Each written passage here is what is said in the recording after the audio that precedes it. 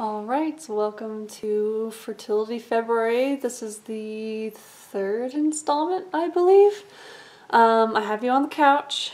I'm sitting here in my bathrobe, in my workout clothes. I haven't had a chance to shower yet, so I'm not going to appear on camera. And if you hear noises in the background, that's just my partner getting ready.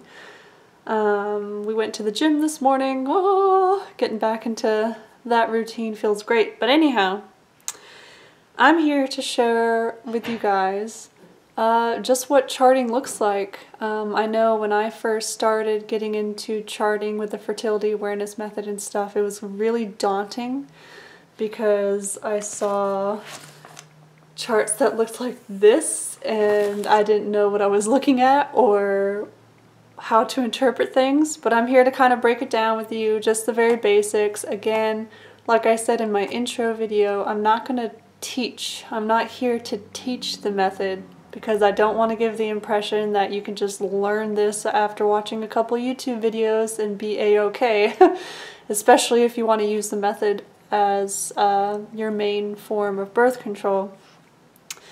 Yeah, you really need to do your research, and I would recommend this book, which I've referred to several times. I will refer to it in every video for this series, because if you want to enter to win your own copy of this book, which is basically the Bible of the fertility awareness method, then check out the introduction video for this series. I'll have it pop up in one of the corners here, but I'll also always have it linked in the description below in every video of this series, because if you follow the directions that I give you in that video, your name will be entered to win a copy of this book, bought, sold, and sent by me, because I am really here to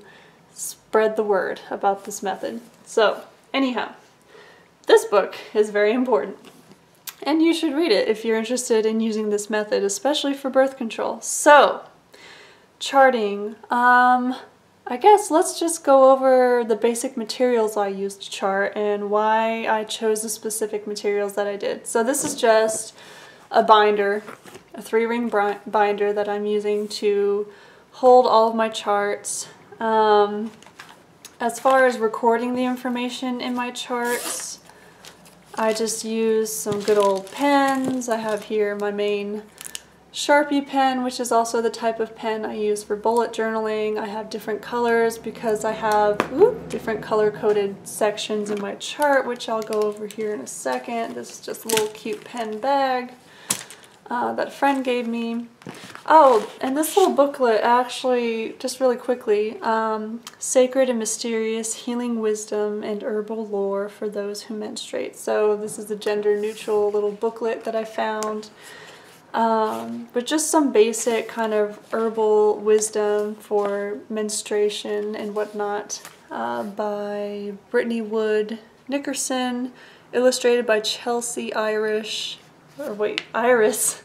Granger. I'm reading everything upside down, so things are a little backwards for me, but you might be able to find this online. I found this at like kind of a hippy-dippy health food store up in Massachusetts, so I don't know how accessible this is, but it is really great. Lots of really good basic herbal information in here for people who menstruate. So anyway, I keep that in here for reference. I got my pens. Now, probably for those who are going to use the symptothermal method, which means you're not only checking your cervical fluids, but you're also taking your basal body temperature every morning, choosing the right thermometer that works for you is one of the most important decisions that you're going to make when using this method. I started off with just a cheapo basal thermometer that I got at my local CVS. And your basal body temperature, by the way, is the temperature that you have when you first wake up in the morning. So before you get out of bed to pee or anything, you immediately take your temperature as soon as you wake up, and ideally you want to try to take your temperature at the same time every day for consistency, because your temperature can help you see when you're fertile and when you ovulate and all that kind of stuff. I'll go into that more when I actually show you my chart. But yeah, I just bought like a really cheapo, I think for like $9, a basal thermometer at CVS, and it was a digital thermometer. I used it for my very first couple of cycles. Let me flip back here, which you can see here. Now this is my very first chart. This is the chart I got from the website for this book, The Garden of Fertility by Kate Singer. This was the first book about the fertility awareness method that I read. And it is a really good, informative book. It got me started. I trust the method that she teaches in here. It is the classic fertility awareness method, symptothermal, plus you can check your cervix if you want that third sign of fertility, right?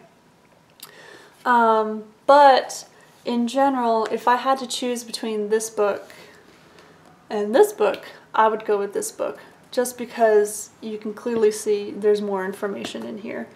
Later on in this series, I will do a book comparison and go into more detail as to why I would recommend taking charge over the Garden of Fertility. But I started off with the Garden of Fertility, and on the website for that book, you can download charts. And you can also download charts from the Taking Charge of Your Fertility website, which I believe is tcoyf.com,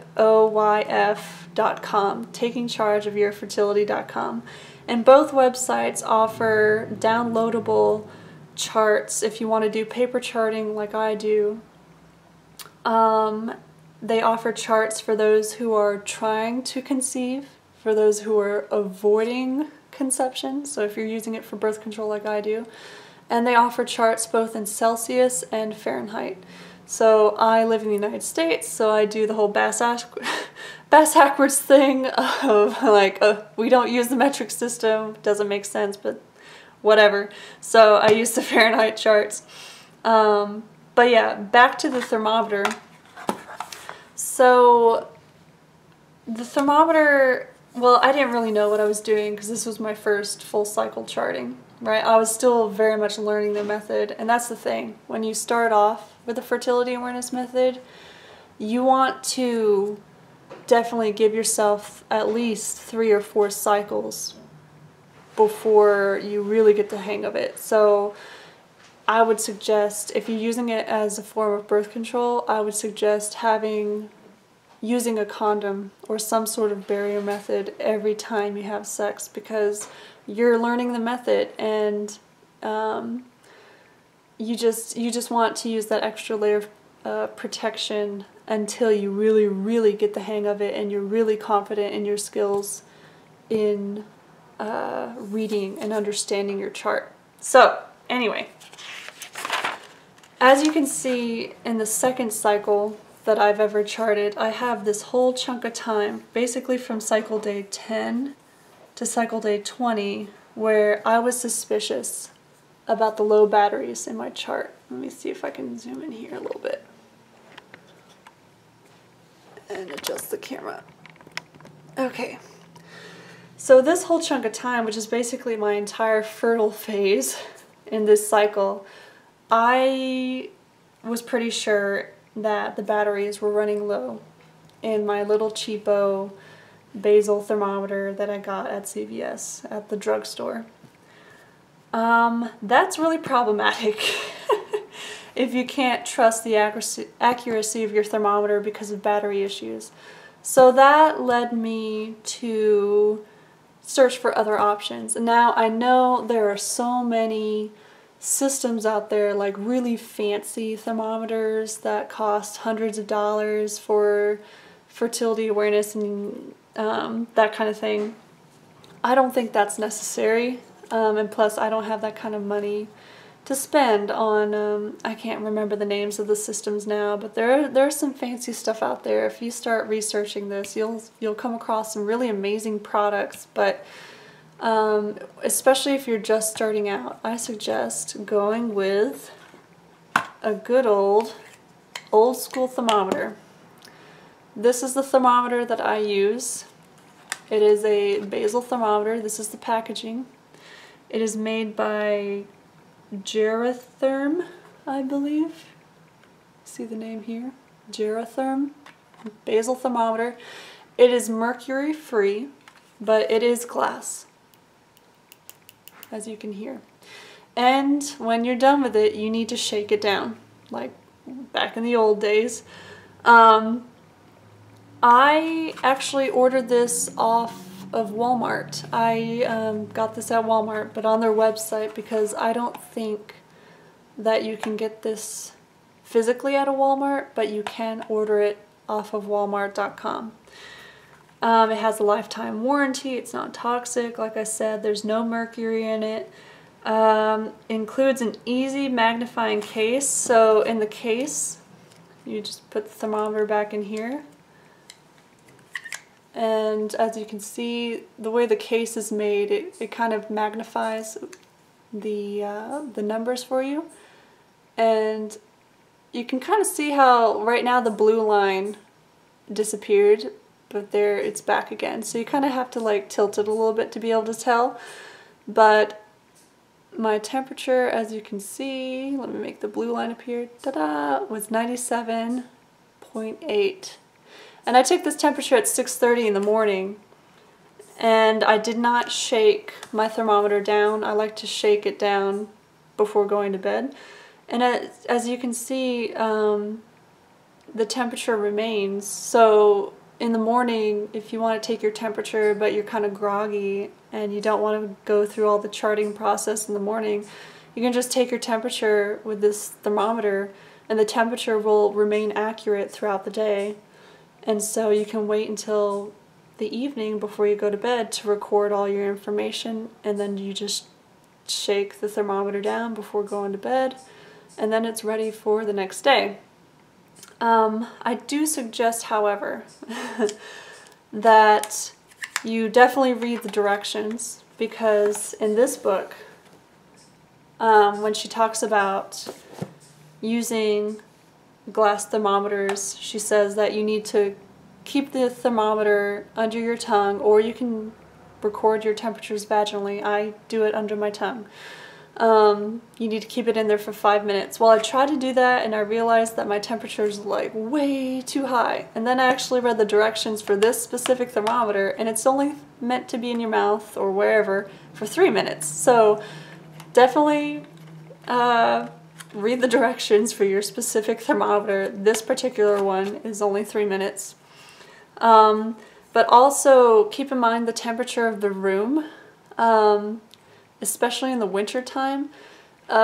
We live in Georgia down here, and so it doesn't get cold enough to justify keeping the heat on all night, and our electric bill can get kind of high when we have to use the heat or the air conditioning a lot. So what we do is we turn it off before going to bed.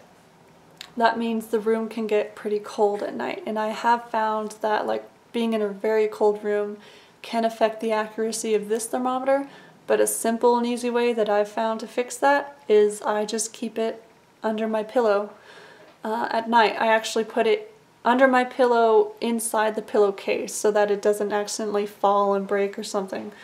So I slip it in under my pillow in the pillowcase, and that keeps it from getting too cold, basically. So yeah, that is why I choose to use a glass thermometer. I don't have to worry about the batteries dying. I don't have to worry about the accuracy now that I've kind of figured out how this works. And I have found that my charts are very accurate, and I'm very confident in the accuracy of this thermometer. I trust it. And yeah, so check out Walmart online. I don't know, I believe you can get this particular thermometer in other places, but Yeah, I know glass thermometers are kind of old school and it's kind of a pain in the butt to have to shake it down every day, but really if you're using this method, especially if you're using this method, I'd say as a form of birth control, you want accuracy and you don't want to be paranoid about, you know, like, oh, the battery's dying, can I trust the temperature this digital thermometer is giving me? Like, you definitely want to invest in a good thermometer, whether it's digital or glass. And actually, you don't have to invest this much or that much. This thermometer, this one that I got, was like $10 or $12, and it has a lifetime guarantee or a lifetime warranty. So 12 bucks and you're done forever and ever. So yeah, just think about the type of thermometer that you're going to use because it's very, very important. Okay, now paper charting versus digital. So let me go back to my current chart here and zoom out a little bit. Oop, wrong way. So paper charting versus digital. I know a lot of people on their cell phones, right, use apps. I believe Kindara is the name of an app that you can use for the symptothermal method for fertility awareness, and there's all sorts of other phone apps and stuff that you can use that I don't know much about. But my perspective is this: a phone can break, a phone can get dropped in the toilet and be damaged forever. Technology fails, and sometimes, especially when it's something as important as either achieving or preventing pregnancy, you want to minimize any risk for failure as much as you can, right? So I feel like sometimes if the more technology is involved in something, the more the risk of failure or breaking is increased. I don't know, that might just be a bias on my part, but I prefer paper charting. I prefer writing everything down. I'm, you know, the different styles of learning kind of thing. I'm very much a, oh, I can't remember the term right now, but like I need to write something down in order to memorize it and learn it and study it and understand it. I'm a note taker, right? So paper charting is just my style. It might not be your style, but I do suggest starting off with paper charts just so that you can kind of see the whole big picture all in one big surface instead of just a tiny phone screen. But then once you kind of get the hang of it, if you feel like using a phone app like Kindara or something like that is better for you, then I would suggest moving on. But for the first 3 or 4 cycles, really, when you're really learning the method and learning to trust yourself and your body and to trust your interpretations of your charts, I would suggest starting off with paper charts. And actually, now that I think of it, I'll include the links in the description box below to both the Garden of Fertility's website, where you can get their version of the chart, which is simpler than the taking charge of your fertility charts. But I ultimately chose the taking charge of your fertility charts, or tcoyf.com. I chose those charts because you can not only download the PDF of the chart, whether it's trying to conceive chart or trying to avoid chart, or whether it's a Fahrenheit or a Celsius chart. You not only have access to the PDF, you have access to the original Excel file. And I downloaded the original Excel file and I actually changed some of the categories to meet my own needs. So you can personalize it if you download the original Excel file that they used to create the PDF chart, right? So yes, paper charting. So let me zoom in to this chart. I just started a new cycle, so let me show you and kind of explain to you a little bit of what you're looking at. Okay, let's look at the top portion of the chart. Okay, So I have the general months that this cycle is going to hit. This is my 10th cycle charting with this method. I'm 30 years old, the year is 2018. And then in the last 12 cycles, I scratched that out and put 9 because, again, this is just the beginning of my 10th cycle. So for the last 9 cycles, my shortest cycle has been 24 days and my longest cycle has been 30. And then they give you a little space to write down how long your luteal phase was for this particular cycle and how long the cycle was in general. Okay, so that's the basic information. Moving our way down. Here you have the cycle day, right? So 1 through, they give you 40 days for this chart. And then you write down the date. So this is February 10th. So this cycle started February 10th. That's when I had my period and started the new cycle. And then they give you a line where you can write the day of the week. And then a line where you write down the time your temperature was taken. And as you can see, mine varies from 5:30 in the morning, 7:30 in the morning, and 6:30 in the morning. Ideally, you want to try to take your temperature at more or less the same time every day, but I have learned throughout the 10 cycles that I've been charting that actually the time that I take my temperature doesn't affect the accuracy for me personally that much. Other women or other people who are charting, their bodies can be more sensitive to the change in time than mine. So just because, you know, I'm comfortable with taking my chart at 7:30 at one day and then 6:30 the next day, that doesn't mean that you have to be. For some people, that hour difference could make a big difference in their basal body temperature for that day. For other people, it might not be that big of a difference. But ideally, I do try to shoot for sometime between 6:30 and 7:30 every morning.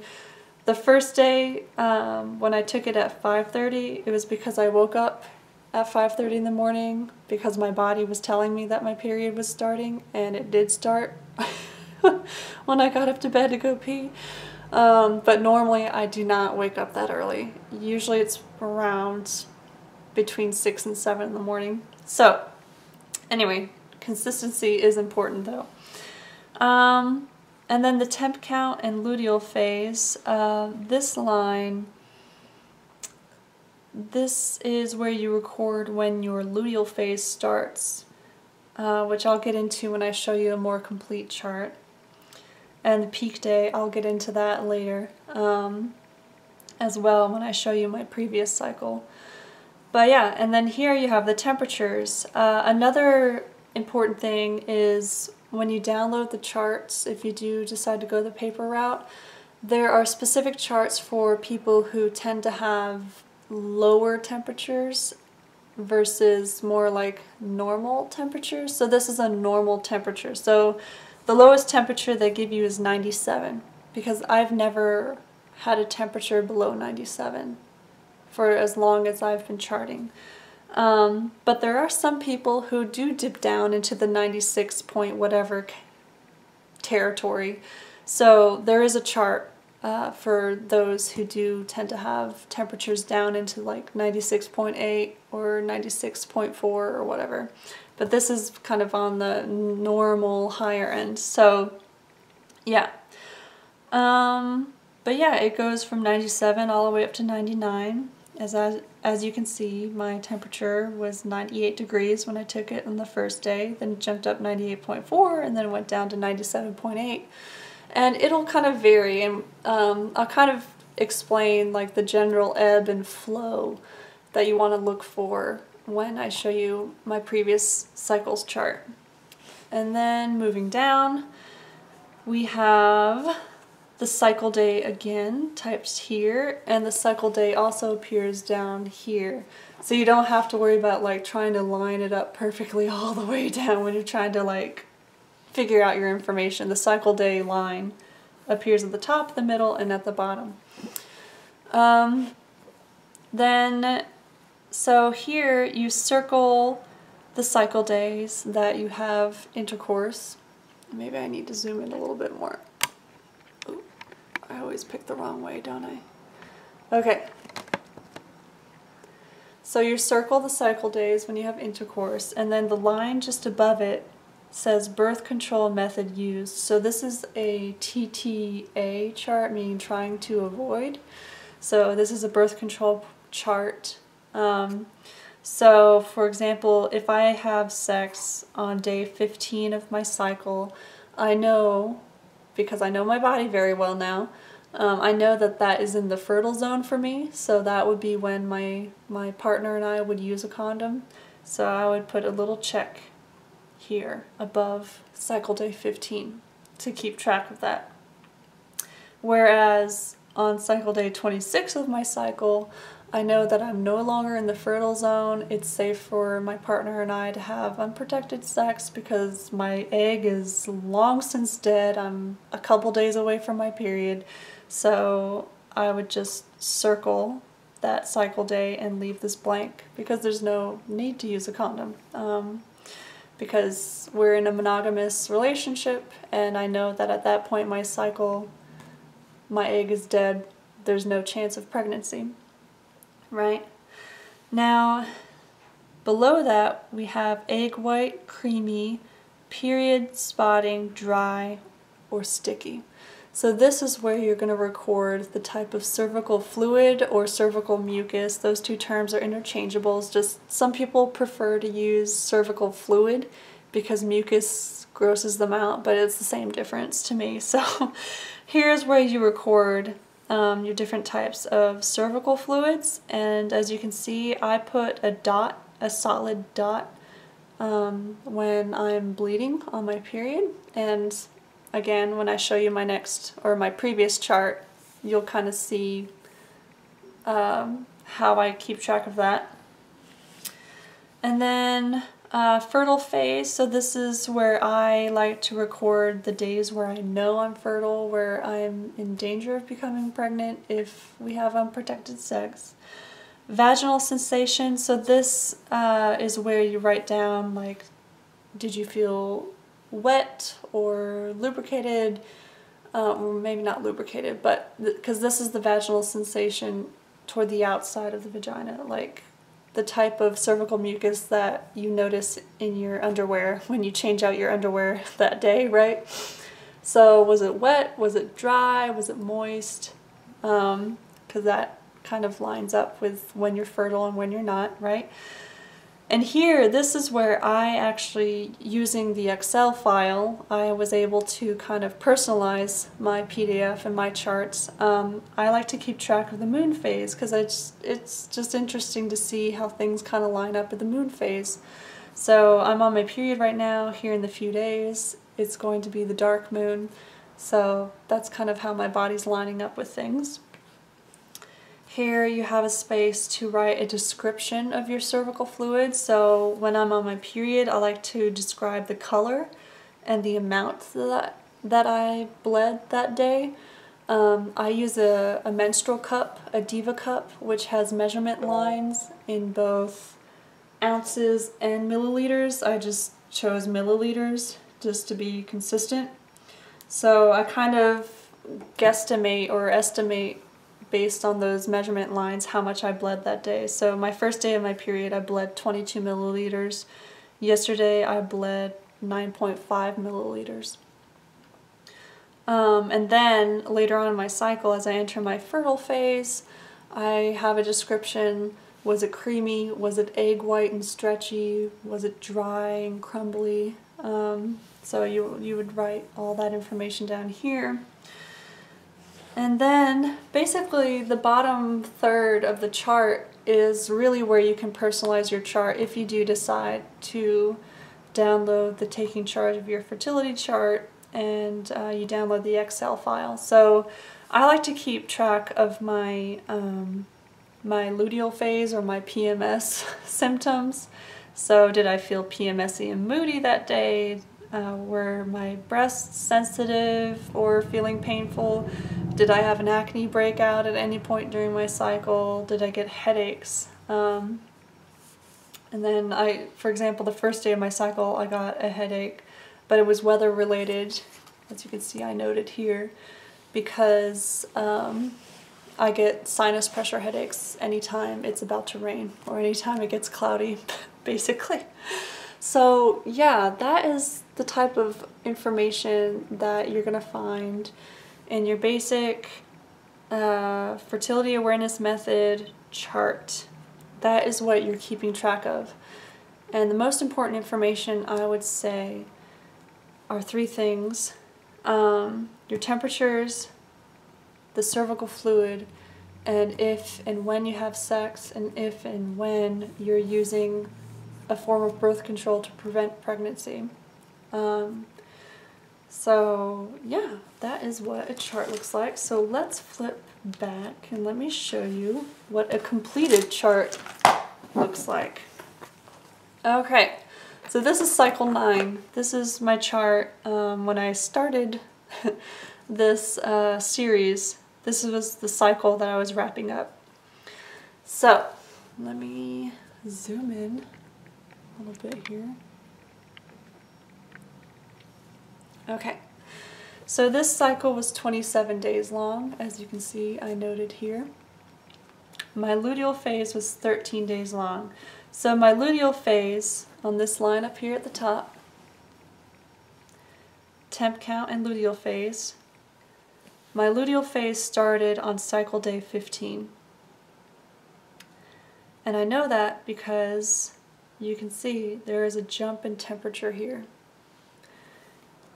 So in general, and every person's cycle looks different, everyone has a different kind of ebb and flow, and actually looking at the temperatures in your charts and also noting how these temperatures kind of line up with other signs of fertility, like your cervical fluids and like your vaginal sensation, it can teach you a lot. For example, kind of a classic chart of someone with polycystic ovary syndrome,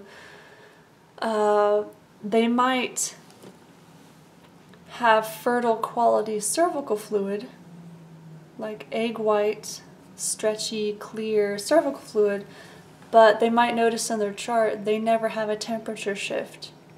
And they might produce this fertile quality cervical fluid multiple times throughout the cycle, and they might have super long cycles. They might have cycles that are 45, 50, even 60 days long without a clear sign of ovulation. So that is kind of a classic, that would be a classic chart of someone with PCOS, for example, right? So that's what I say.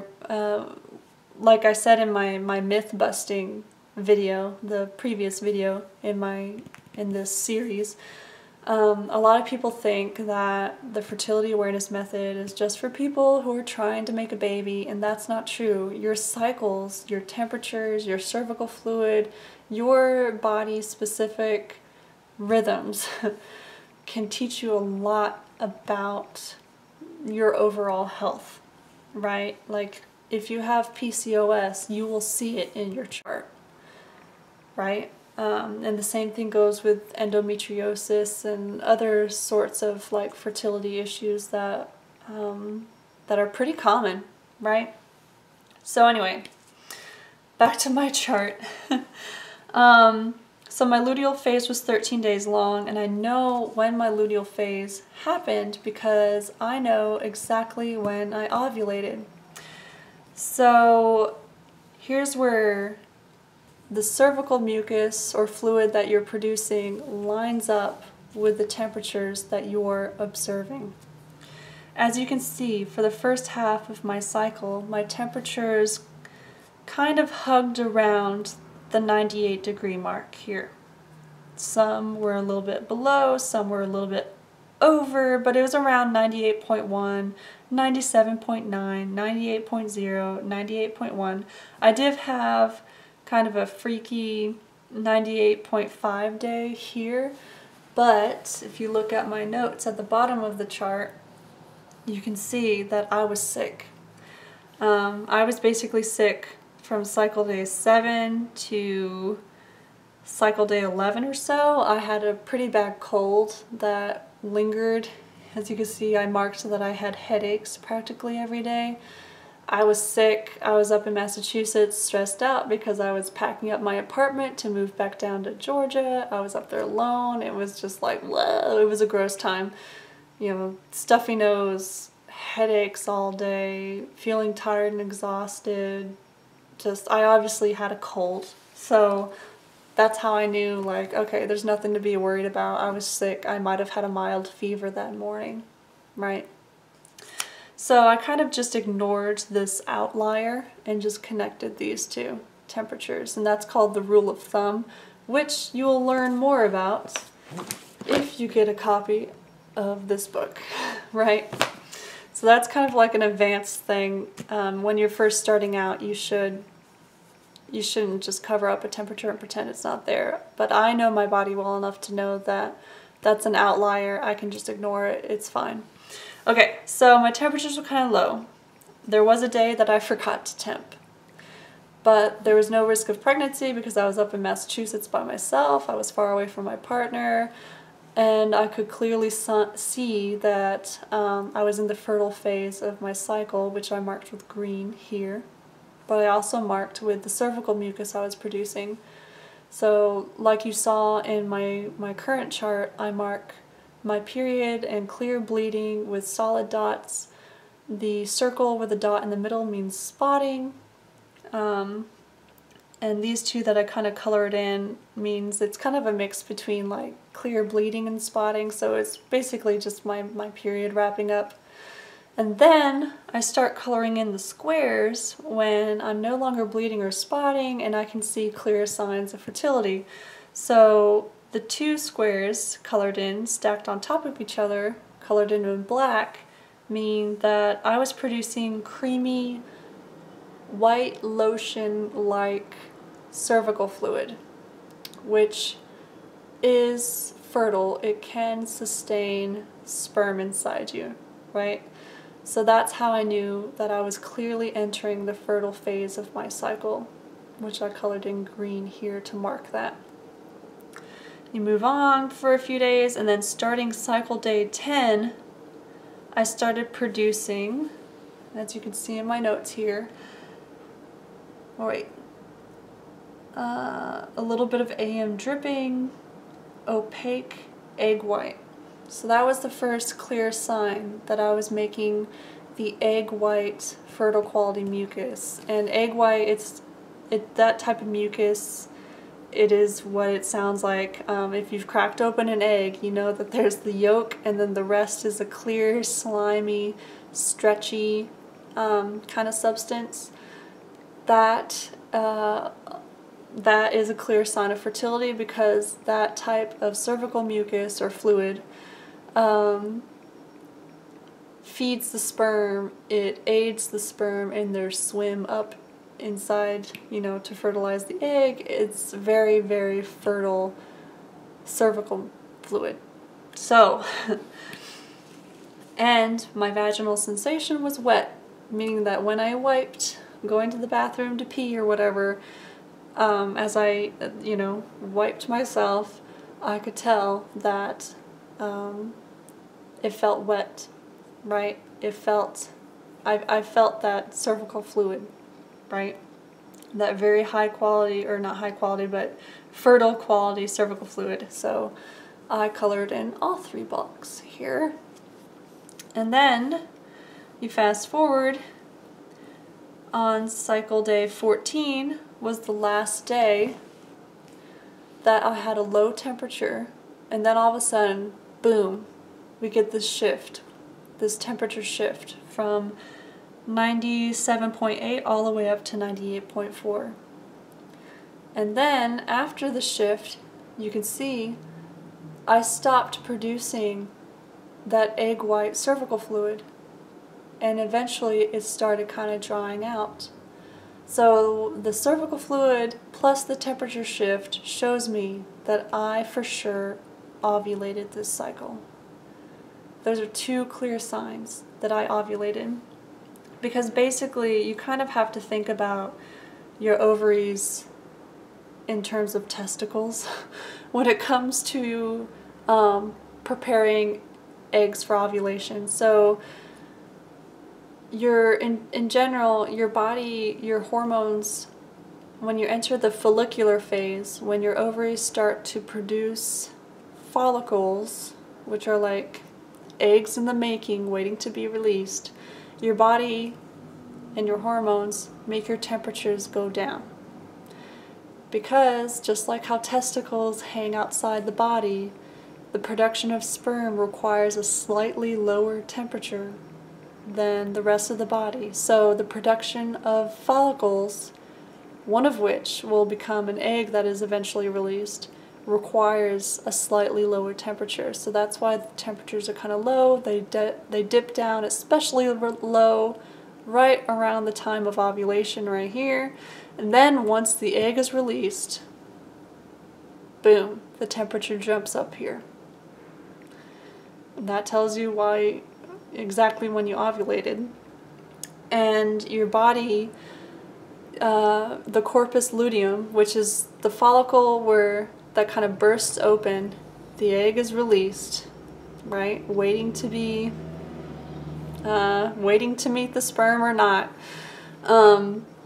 The corpus luteum starts producing progesterone once the egg is released. The progesterone kicks in because your body is kind of preparing you for the possibility of pregnancy. And the progesterone causes your temperature to rise.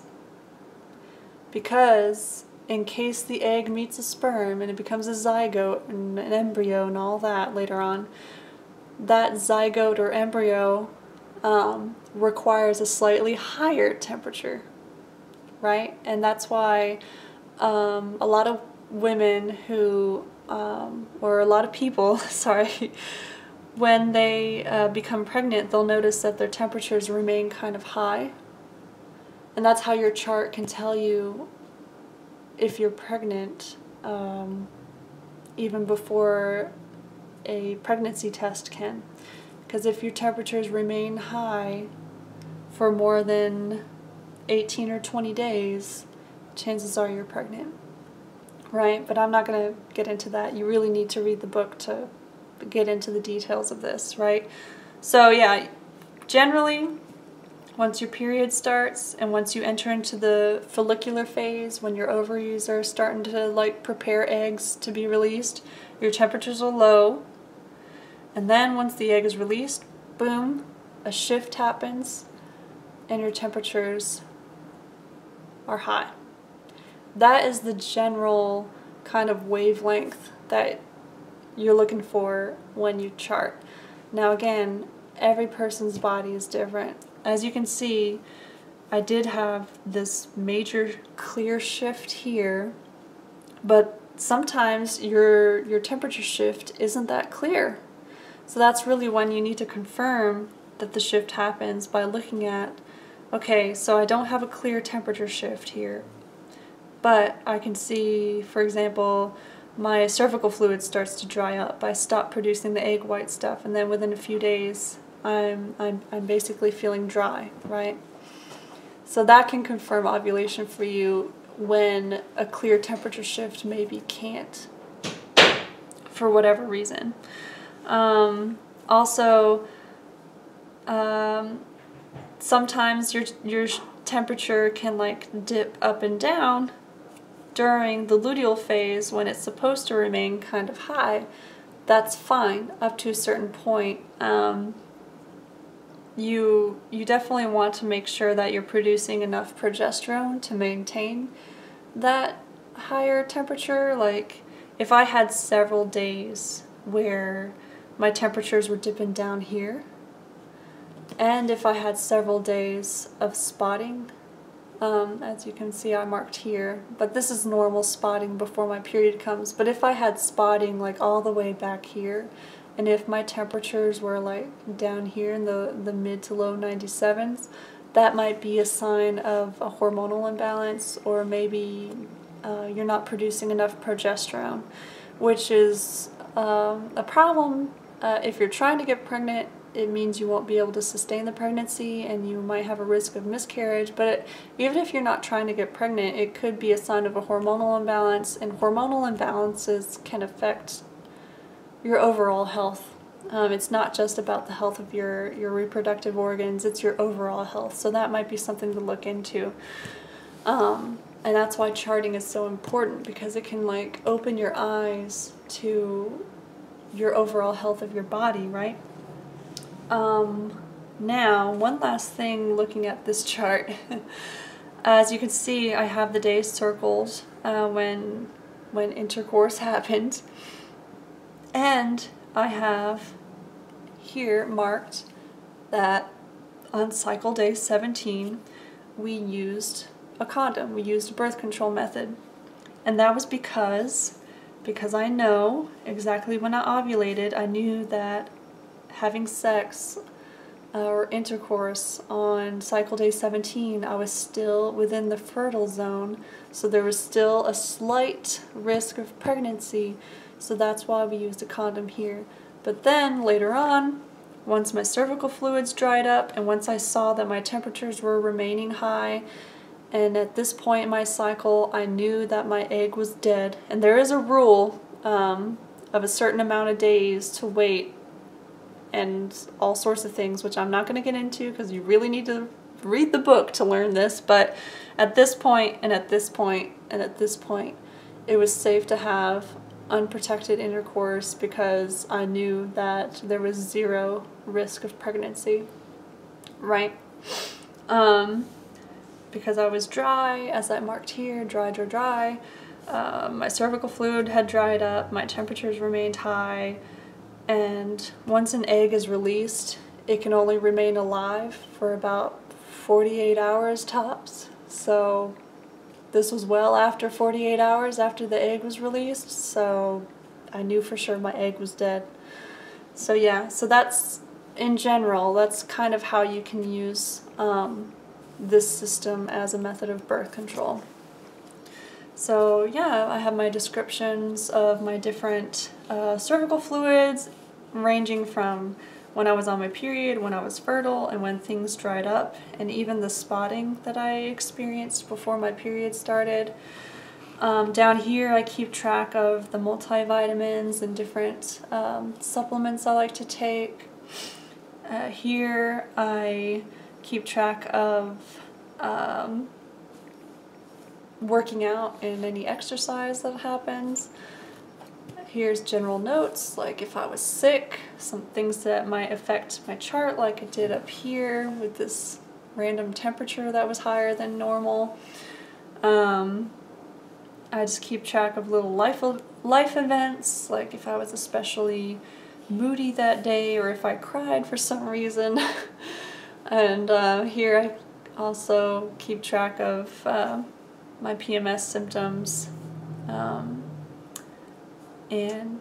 Yeah, so that is basically, what my chart looks like. Again, everybody's chart is going to look different. Everybody's body works in different ways. It might be normal for you to have 33-day-long cycles. It might be normal for you to have 26 or 25-day-long cycles. It might vary due to stress levels throughout the year or major life events or whatever. So really, after charting your cycle for 3 or 4 cycles, you'll really get to know your body at such a deep level. Like, before implementing and practicing this method, I really cannot say that I understood how my body worked, and I definitely cannot say that I understood how my fertility works. So it's a really intimate, really personal, really personalized, systematic way of getting to know your body, because this is an everyday kind of thing. So just to wrap it up, I know all of this looks daunting and it's probably like, wow, so much information in my face right now, but really, after practicing this for a few months, you're really going to get the hang of it. You're really going to get to know your body, and it is not that daunting. It doesn't take that much time, I promise. I take my temperature in the morning, I wake up, then I grab my phone. I have a little timer on my phone set to 3 minutes. I turn the timer on as soon as I stick the thermometer under my tongue. I leave it in there for 3 minutes. The timer goes off, I take it out, I just slide this right back in, and I go about my day because the temperature remains accurate in here until you shake it down. Then in the evening, before bed, I record what my temperature was, the time I took it in the morning, and I record what I noticed throughout the day. Especially when I'm in my fertile phase, I check my cervical fluids internally, meaning I make sure I have clean hands. I insert my finger in there to see what type of cervical fluid I'm producing. I check it about 2 or 3 times throughout the day, usually when I'm already in the bathroom. You do not need to check it internally if you're not comfortable with that, because usually when you're in your fertile phase, the cervical fluid will be coming out of you, and you'll notice it as you wipe when you go to the bathroom, right? So I check the cervical fluid 2 or 3 times a day, especially when I'm in the fertile zone here. But basically it's a matter of taking about 5 minutes before you crawl into bed at night to record your observations and record your temperature, and then you're done until the next day. It becomes part of your routine. I do not feel like it's daunting or stressful to do all of this. I really don't. It's changed my life, and it's actually kind of fun to like see the chart as you build it up each cycle. Like, I love how this chart looks. I love all this information that I've gathered for myself, and now I'm on a blank, new chart right at the beginning, excited to see what my body's gonna do this time. So yeah,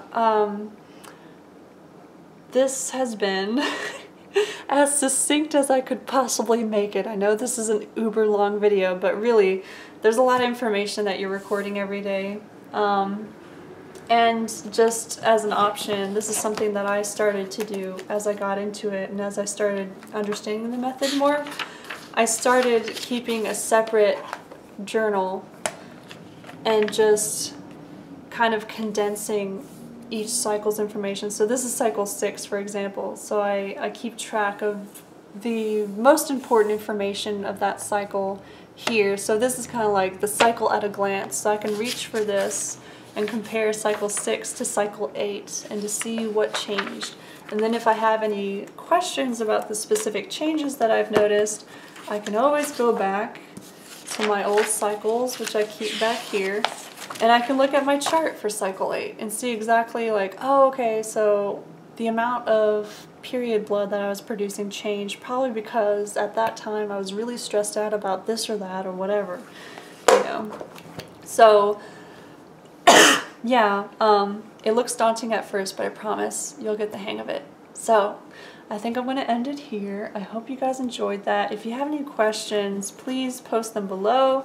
Again, if you want to enter to win your very own copy of this very important book, check out the introductory video for this series that I'm doing. And until next time, happy charting. Bye!